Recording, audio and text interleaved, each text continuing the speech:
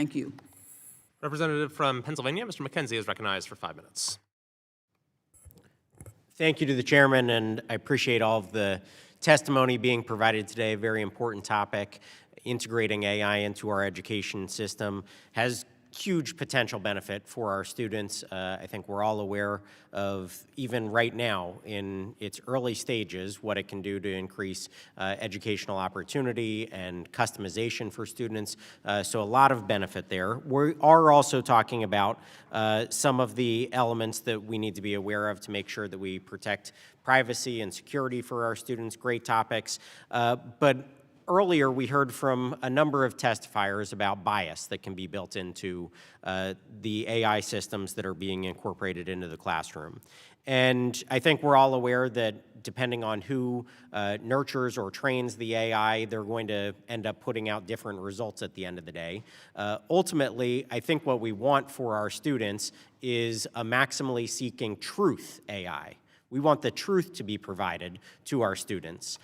So it shouldn't be a corporation, it shouldn't be a foreign entity that is maybe weighing in on the results that are coming from AI. It shouldn't even be a politician on this panel saying that we need to reweight results so that we get the accurate outcome that we want for our students.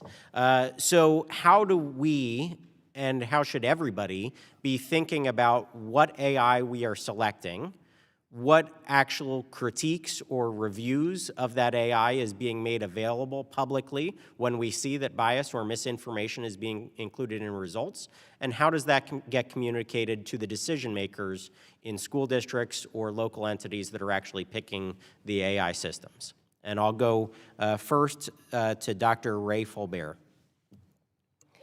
Thank you so much. Incredibly thoughtful. I think there's a couple of layers to that answer. I think from our perspective, we think states having AI assurance labs is one place to be able to examine this. Having one place where the public has a level of transparency about how the model on the front end before it is approved for use, what it has gone through to be rigorously tested, but then in an ongoing way, looking at the outputs of the model, knowing that these models evolve over time as people are using them. But I think you're also hitting a larger topic that we've talked about a few times today about AGI. What happens when we get to a place where we are working alongside models that are doing things at the same level of humans, knowing that there's levels of bias within that? And I think that's where the importance of critical thinking and helping to really infuse in our students understanding about ethics and ethical considerations is such a critical role of our K-12 system, and to be able to make sure that we're bringing those conversations often into these community engagement sessions and thinking about this, because we'll never get rid of bias, but we can help to make sure we're shaping a generation of learners who deeply understands the power and importance of human relationship and when and where to use AI and under what conditions and how to evaluate those outputs consistently.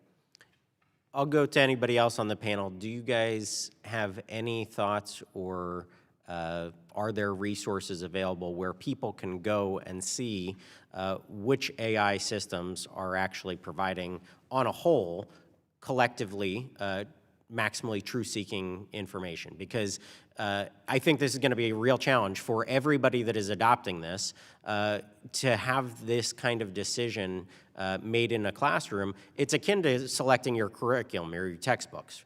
But at the same time, there is a lot less information out there right now about these AI systems. So how do you, as educators, see that?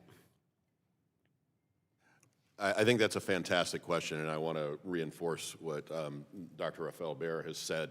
But I think there's a step back in asking that question. I think making the analog to textbooks is very important, because we're going to have to think about adoption in the classroom of various platforms in the same way we think about curricular adoptions of textbooks, both in finance models and in content models.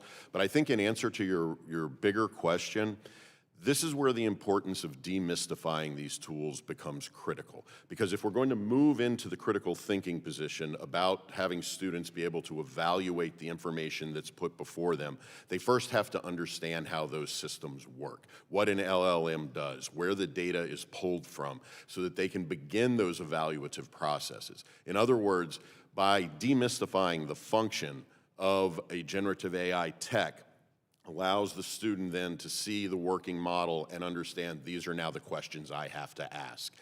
As to resources for identifying which platforms are more viable than others, the first thing we have to acknowledge is that what we need is more research and development for platforms specifically designed for education.